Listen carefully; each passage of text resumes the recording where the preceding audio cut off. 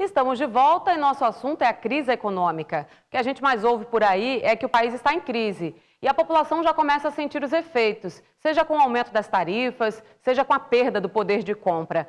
Para saber o que levou o Brasil a entrar nessa situação, a gente conversa agora aqui no estúdio com o economista Edmilson Veras. Olá, Edmilson, boa tarde. Boa tarde. Obrigada pela presença aqui no Jornal do Dia. Bem. Então vamos lá, primeira pergunta. Por que chegamos a esse ponto?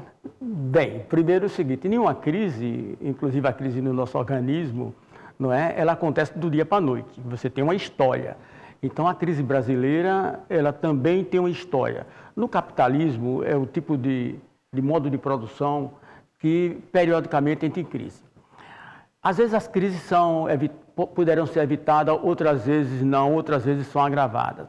A atual crise brasileira, que é caracterizada pelo não crescimento da economia e, consequentemente, pelo aumento do desemprego, ela foi gestada há aproximadamente quase 2 décadas e meia, não é?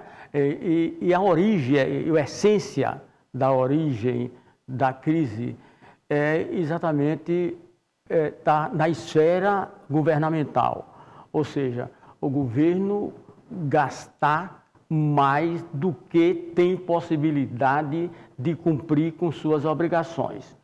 Então, nós observamos, se você observar, nós temos várias construções, vários empreendimentos que o Brasil, que estão parados, e que o Brasil não teve condição, que o governo não teve condição de continuar. Por exemplo, a televisão, a imprensa vem notificando essa semana o cancelamento do acordo de colocar no espaço um meio de comunicação, né? Isso foi cancelado por falta de recursos. Nós temos um conjunto de infraestrutura, de estradas, etc., que não foi colocado, que não foi terminado, né?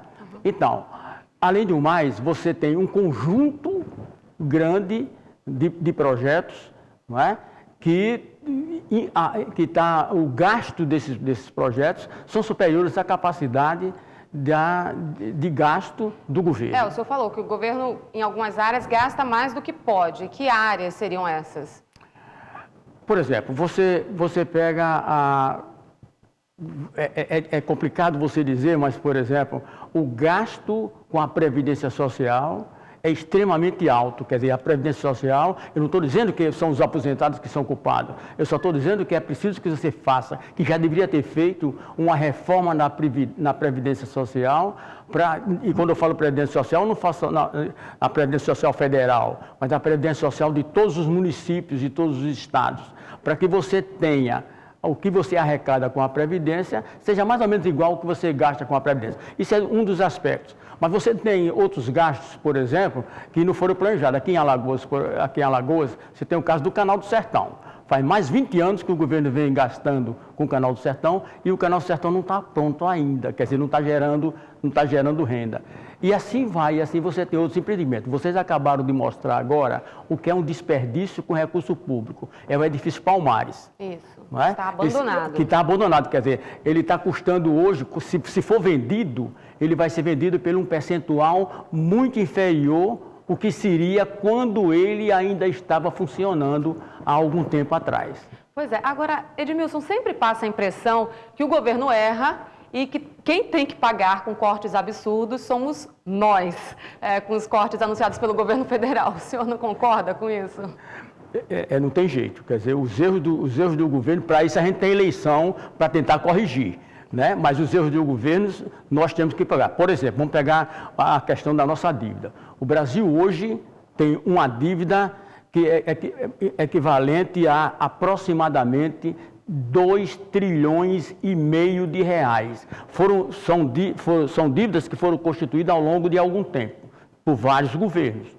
Então, essa dívida quem vai pagar, nós vamos começar, nossos netos, certamente, já quando a minha que já nasceu, mas as suas, não sei, vai ter que pagar não sei quando. Então, os erros do governo são erros que têm que ser pagos pela população atual e pela população futura. Não tem outra alternativa. Bom, e agora é um momento difícil mesmo. Vamos lá. Quem tem um dinheirinho guardado, é negócio deixar na poupança? Você veja como a crise nossa é complicada. Então, as pessoas geralmente perguntam qual a saída que tem. Ela é tão complicada que uma instituição, que eu chamo de instituição, que sempre preservou o nosso poder de compra, as nossas pequenas economias, que é a caderneta de poupança, hoje quem está colocando dinheiro na caderneta de poupança, né, pelo menos esse semestre, perdeu o dinheiro. Quer dizer, o que significa perder dinheiro na caderneta de poupança? Significa você colocar uma certa quantidade e no final de determinado período ter menos. Isso está acontecendo com a caderneta de poupança. De tal forma que a recomendação hoje é que você, se tiver alguma economia, coloque em outro ativo, coloque em outra aplicação. E uma das recomendações é a aplicação nos títulos direto do governo, né? Provisoriamente, porque quem colocar na caderneta de poupança vai perder. E é preciso ter muito cuidado para aquelas pessoas poupadores, sobretudo os pequenos e médios poupadores, e aquelas pessoas que não têm habilidade em aplicação, e ter cuidado, por exemplo, em comprar ações. Você pode, se você vai comprar um determinado título, um determinado papel, e você vai precisar de dinheiro daqui a pouco, daqui a 1, 2, 3 meses, é preciso ter muito cuidado, porque essa ação pode cair de preço e você ter prejuízo. Agora, outra coisa que você perguntou é, numa situação de crise, onde as pessoas estão perdendo emprego e perdendo renda, porque tem muitas pessoas que, mesmo estando empregada, né, mas a sua renda está diminuindo, não é não gastar, mas ter o cuidado de como gastar. Como gastar. Sobretudo, não gastar tomando dinheiro emprestado e, principalmente, tomando dinheiro emprestado utilizando cartão de crédito, cheque especial. Nossa, bom, boa dica aí. Edmilson, muito obrigada pela presença e pelas informações. O tempo é curto e o assunto renderia bastante, né? Até a próxima. Até a próxima.